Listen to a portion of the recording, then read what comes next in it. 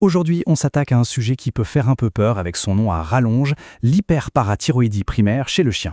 Mais ce qu'il faut savoir, c'est que derrière ce terme un peu technique se cache une maladie qui, une fois qu'on l'a trouvée, se guérit incroyablement bien. Alors c'est parti, on décortique tout ça ensemble. Alors pour y voir clair, on va suivre un parcours assez logique. D'abord, on va essayer de comprendre ce qui se détracte dans l'organisme. Ensuite, on verra quels sont les chiens les plus touchés. Puis, on apprendra à repérer les symptômes, à voir comment on pose le diagnostic et surtout, comment on traite et on guérit. Et on finira par un petit mot sur la vie après l'opération. Un programme complet, quoi. Allez, on commence par le début, la glande qui part en roue libre. On va plonger au cœur du problème pour comprendre d'où il vient. Alors c'est quoi cette hyperparathyroïdie primaire? Bon, il faut imaginer qu'on a 4 toutes petites glandes dans le cou, les parathyroïdes. Leur boulot, c'est de jouer au thermostat pour le calcium dans le sang. Mais dans notre cas, il y en a une, parfois plus, qui se met à dérailler complètement. Elle produit son hormone, la PTH, sans arrêt, sans écouter les signaux du corps qui lui crient de se calmer. En fait, c'est un peu un effet domino. Tout commence avec une glande qui devient anormale, le plus souvent à cause d'une petite tumeur. Du coup, elle se met à déverser de l'hormone en continu. Et le résultat, c'est que tout le système de régulation est en panne. La communication est rompue. C'est comme si le thermostat du calcium était bloqué sur chauffage à fond et que personne ne pouvait l'éteindre. Et qu'est-ce qui provoque ce dérèglement? Eh bien, dans la très grande majorité des cas, le coupable, c'est un adénome solitaire. C'est une tumeur, oui, mais attention, elle est presque toujours bénigne. C'est vraiment le scénario le plus classique. Parfois, il peut y en avoir plusieurs, ou alors les glandes ont juste grossi. Le cancer, lui, reste vraiment très rare.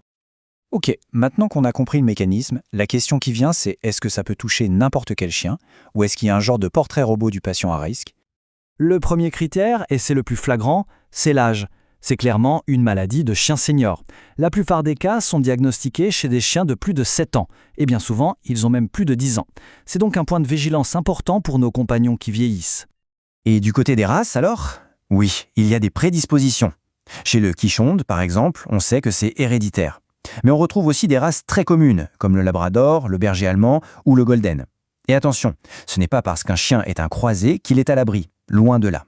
Eux aussi peuvent être touchés. On attaque maintenant la partie peut-être la plus compliquée, les symptômes. Et c'est là que ça se corse, parce que cette maladie, elle adore jouer la discrétion. Quand il y a des signes, ils sont souvent surprenants. Les plus fréquents, ce sont des problèmes urinaires. Ça peut paraître bizarre, mais c'est logique. Quand il y a trop de calcium dans le sang, le corps essaie de s'en débarrasser par les urines. Ce surplus de calcium forme des cristaux, puis des calculs, et ça peut provoquer des infections. En dehors de ça, il y a d'autres signaux d'alarme plus généraux. Un chien qui boit et urine beaucoup plus que d'habitude, qui a l'air fatigué, un peu mou, qui a moins d'appétit. Tout ça, ce sont les signes classiques de l'hypercalcémie, cet excès de calcium qui perturbe un peu tout le fonctionnement du corps. Mais attention, et ça c'est sans doute le point le plus important, jusqu'à un tiers des chiens malades ne montrent absolument aucun symptôme. Rien du tout. L'animal a l'air en parfaite santé, c'est une maladie qui peut être totalement silencieuse.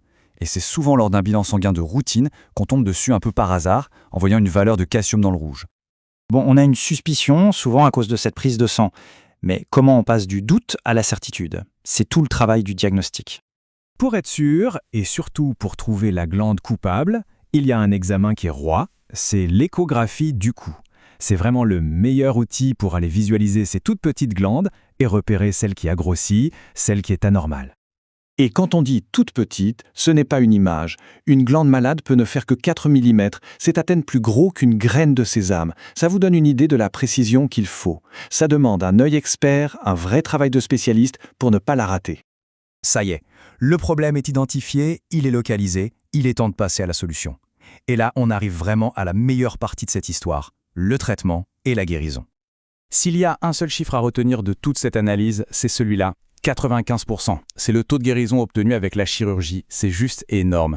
On ne parle pas de gérer une maladie chronique, non. On parle bien de guérir pour de bon. C'est une nouvelle fantastique. Alors concrètement, on fait quoi? L'option numéro 1, la voie royale, c'est la chirurgie. On va tout simplement enlever la glande qui pose problème. C'est direct, radical et super efficace. Il existe une alternative moins invasive, où l'on va détruire la glande avec une injection. Les résultats sont très bons aussi, autour de 90%, mais parfois il faut recommencer. Dans tous les cas, le succès repose sur l'expérience du vétérinaire. L'opération est terminée. C'est un succès.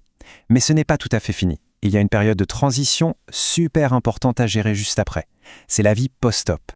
La question c'est, comment le corps réagit? Pendant des mois, il a fonctionné avec un excès d'hormones, et là, d'un coup, on coupe le robinet. Forcément, il va se passer quelque chose. Il y a principalement 2 scénarios. Le premier, et de loin le plus courant, c'est que le taux de calcium s'effondre. C'est l'hypocalcémie. C'est un peu paradoxal, mais c'est le signe que l'opération a bien marché. Il faut juste gérer cette chute médicalement. L'autre cas, beaucoup plus rare, c'est que le calcium reste élevé. Ça peut vouloir dire qu'un petit bout de tissu anormal est resté en place. Et ce qui est intéressant, c'est qu'on peut anticiper un peu ce risque de chute de calcium. Si le calcium était très très haut avant l'opération, si le chien est âgé ou s'il était déjà très faible, on sait qu'il faudra le surveiller de très près. Ce sont des indices précieux pour l'équipe soignante. Mais une fois cette phase un peu critique passée, le bilan final est vraiment positif. Avec une opération bien menée et un bon suivi, le pronostic est excellent. Le chien est guéri et retrouve une qualité de vie tout à fait normale, débarrassé de tous les soucis liés à cet excès de calcium. Et tout ça, ça nous amène à une dernière réflexion. Si un tiers des chiens atteints ne montrent aucun symptôme, s'ils sont des malades silencieux, est-ce que finalement, la meilleure arme qu'on ait ne serait pas tout simplement de vérifier le taux de calcium lors du bilan de santé annuel ? Un geste simple qui pourrait démasquer cet ennemi invisible et offrir une guérison complète à un chien qui, en apparence, va parfaitement bien. C'est une question qui mérite d'être posée, non ?